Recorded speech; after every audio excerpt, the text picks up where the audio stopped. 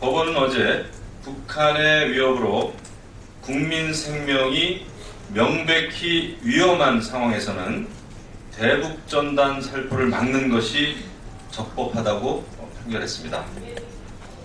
대북전단 살포가 국민의 생명을 위협한다는 전제하에서 법원의 이번 판결은 시사하는 바가 큽니다. 국민의 기본적 권리인 표현의 자유는 보장되어야 합니다. 하지만 이로 인해서 자신은 물론 타인의 생명까지 위협하는 것은 표현의 자유를 넘어선 문제입니다. 일례로 지난해 10월엔 대북전단 살포를 대대적으로 홍보하면서 무리하게 전단을 살포하려다가 전단지 살포 접경지역 주민의 안전까지 위협하는 상황을 초래한 적이 있습니다. 국가는 국민의 생명과 재산을 보호할 의무가 있습니다. 정부는 대북전단 살포와 관련해서 신중하고 적절한 판단을 내려야 할 것입니다. 다음은 2014 국방백서가 남북 대화에 주는 의미가 되겠습니다. 북한 핵무기 소형화 가능성을 밝힌 2014 국방백서는 북한 핵 문제 해결을 위한 지금까지의 노력과 남북 간 대화 시스템의 한계를 여실히 보여주었습니다. 우리가 남북 관계의 진전을 위해 원칙을 지키며 대화 재개를 기다리는 동안에 북한은 겉으로는 대화 의지를 보이면서도 그 이면에서는 핵무기 등 전력 증강에 주력해온 것입니다. 한반도와 동북아 최대의 위협 요소가 된 북한의 핵을 공식화한 이상 우리의 외교, 안보 전략 수정이 불가피해졌습니다. 최근 들어 남북한 정상들이 서로 대화의 의지를 강력히 피력하면서 관계 개선에 기대감이 높아지고 있습니다. 북한의 변화에 화답하고 새로운 계기를 만들어 나가는 것은 바람직하지만 북한 핵 문제를 풀기 위한 남북 간의 대화와 다방면 외교 전략의 중요성도 커졌습니다. 지금 정부와 관계 당국에게 필요한 것은 한반도 긴장 완화를 위해서 우리의 외교 역량을 결집하는 일입니다. 대화의 문을 열어놓되 철저한 군사적 대응 체제를 갖추면서 남북 간 대화가 진정한 화해 협력과 평화 정착으로 이어지도록 노력해야 합니다.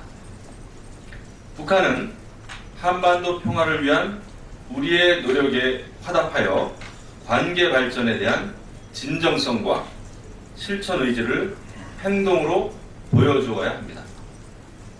냉탕과 온탕, 비난과 유화를 오가던 과거의 경험을 그대로 답습한다면 남북 모두가 원하는 한반도의 미래는 유원해진다는 사실을 명심해야 할 것입니다.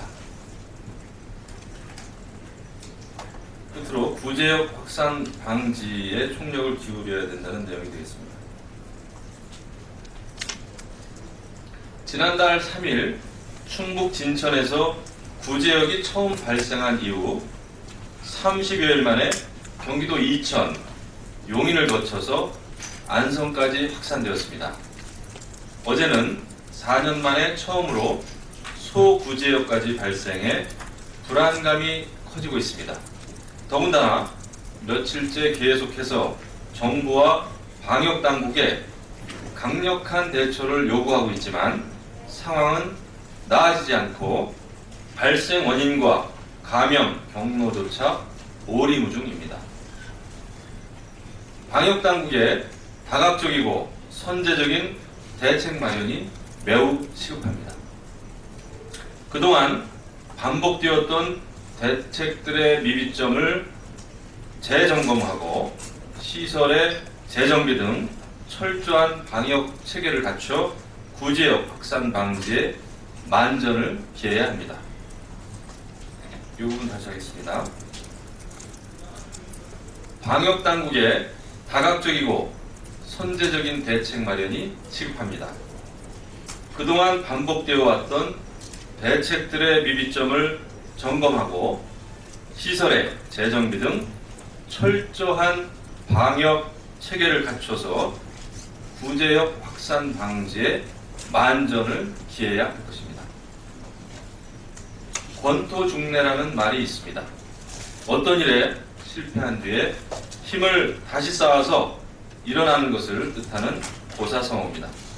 3조 원이 넘는 국가 예산으로 350만 마리의 가축을 땅에 묻어야 했던 과거를 되풀이하지 않기 위해 축산농가는 물론 정부 모두 권토중래의 마음가짐으로 구제역 다시 하겠습니다.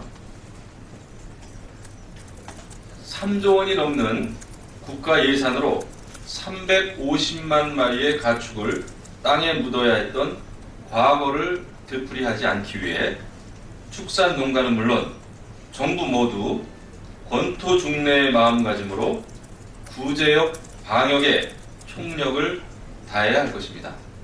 새누리당은 자식처럼 애지중지 키워온 가축을 차가운 흙구덩이에 묻어야 했던 축산농가의 애끓는 심정을 헤아려 국회 차원의 대책을 마련하는데 최선을 다할 것임을 약속드립니다.